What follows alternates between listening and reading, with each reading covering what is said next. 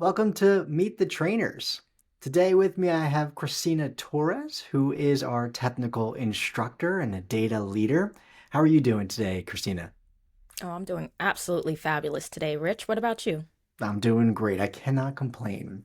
And today we're going to get to learn more about you. And you share us your experiences and what you dive into. But let's start right at the top here. Can you tell us a little bit about your journey that you have had with Cognixia so far? Absolutely. So I started back in 2022, where I joined the JUMP training program in our data cohort. And I was actually in class with fellow instructor Jameson, and it was a class Charles Dunn was leading. But I digress. Um, there was a TA position that opened up on the team. There was actually two, of course. And through my projects and hopefully my go getter attitude, I was able to demonstrate I was a great fit for the position. I would say so. What a class, huh? You and Jameson and led by Charles Dunn. I would pay money to sit in that class. So, after with your experience and your go-getter attitude, you've really found a home in certain technologies. Can you tell us where you found that you seem to specialize in? Yes, so primarily I definitely specialize in Python, but I have been working on gaining a deeper understanding on data engineering and analysis. So that's going to be all the connecting libraries for Python, like Seaborn for visualizations, PySpark for ETL operations, a little bit of databasing too, because you can't get rid of that, and of course, a little bit of AWS for deployment, but all circulating in the data field. Okay, cool. And with all that experience, you actually now lead the data practice. Is that correct? And if so, can you tell us what does a data practice consist of?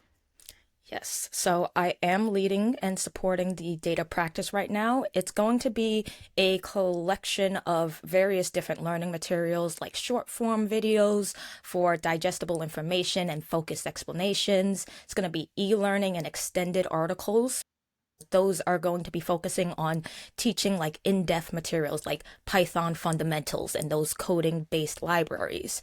We'll also be putting out stuff like review materials in forms like flyers, posters, and really I try to make content that is easy to digest, and that could mean short explanations with good visualizations to clarify what I'm trying to get at, or in-depth paragraphs where I weave together explanations with examples.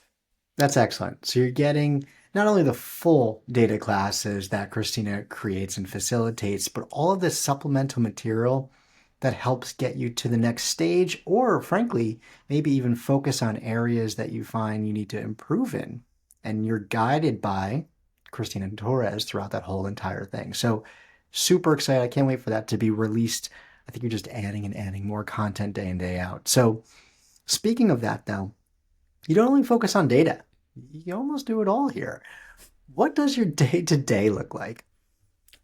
Lately, I've been actually focusing on building content for both the data practice and assisting in the generative AI content.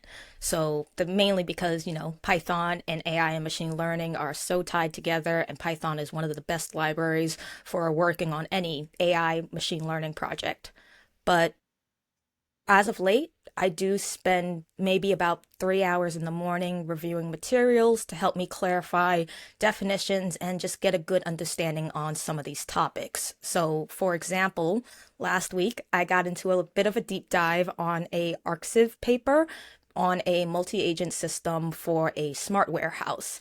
And mainly I was diving into that so that way I could get a better understanding on the current limitations of like multi-agent systems, understand if there's anything actually fully autonomous, and understand the difference between the underlying model of like a AI agent in robots versus an AI agent that would be like more systemic, like a monitoring system for the warehouse. And that research can be pretty dense, so it does take me quite some time to create my own explanations and examples and images to clarify some of these complex topics. But once I have my research figured out and ironed out, then I spend the next half of the day writing out my explanations, outlining exactly what's going to be the best way to convey this information, and a little bit of working alongside ChatGPT to make sure that like I do have a well-written article or a well-created picture that covers comprehensibility for a wide range of learners and also is just organized nicely because you need that third-party perspective sometimes. There are many outstanding traits that you share and exhibit day in, day out, but your continuous learning mindset is always something I'm excited to help almost push myself to try to match that.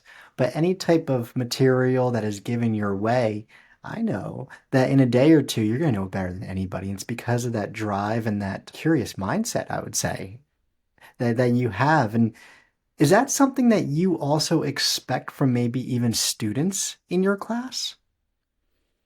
I definitely do expect students to want to know more information. I try to make the information I'm conveying interesting and digestible so that way it gets the students' brains kind of turning and churning on like, okay, how would I implement this or how would this work in this situation? Really get them to question the technology that we're working with. And that is a very important concept because I think it really helps you solidify these new ideas in your mind. I would agree. I would agree. Let's wrap up with a fun question. So we talked about the technology, and yes, that's going to be a fun area as well. But I know you also have a large amount of hobbies. What's your current hobby that you're diving into right now? So, with the weather getting warmer, I am really obsessed with gardening. So, it's a great excuse to go outside and get sunlight. And if you plant a bunch of fruit trees, which I've got like my raspberry bush coming in for the year, you can make a bunch of fruit jellies or other like preservable items. And it's just a huge money saver, too.